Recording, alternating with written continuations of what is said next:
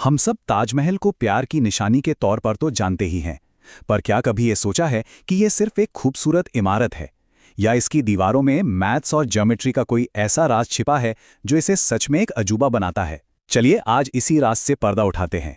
तो सवाल यही है, क्या ताजमहल की ये जो परफेक्ट ब्यूटी है, ये सिर्फ एक आर्टिस्ट की सोच का नतीजा है, या इसके पीछे एकदम सटीक, बिल्कुल नपातुला मैथमेटिकल कैलकुलेशन वाला कोई डिजाइन है?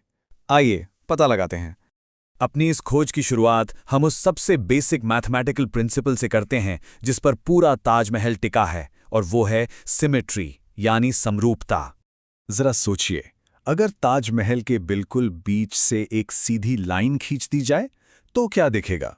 इसका जो बायां हिस्सा है वो इसके दाएं हिस्से की हूबहू कॉपी है, मतलब एकदम मिरर इमेज। गुंबद से लेकर बगीचों तक सब कुछ एकदम परफेक्टली बैलेंस्ड है। मैथमेटिक्स की भाषा में इसी कॉन्सेप्ट को बायलैटरल सिमेट्री कहते हैं, और यही ताजमहल के डिजाइन की आत्मा है। इसी वजह से उसे देखकर एक सुकून और शांति का एहसास होता है। अच्छा, ये तो हुई पूरे स्ट्रक्चर की बात।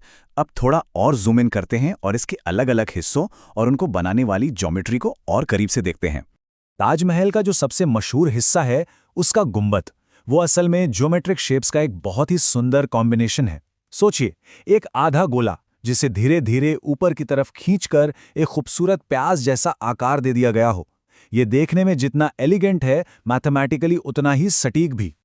लेकिन एक मिनट रुकिए, क्या किसी ने कभी इस बात पर ध्यान दिया है कि ताजमहल की जो चारों मीनारें हैं वो एकदम सीधी नहीं है? आखिर ऐसा क्यों?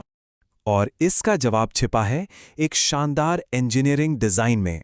इन मीनारों को जानबूझकर बाहर की तरफ हल्का सा झुकाया गया है। क्यों? ताकि अगर कभी भूकंप जैसी कोई आपदा आए तो ये मीनारें बाहर की तरफ गिरें और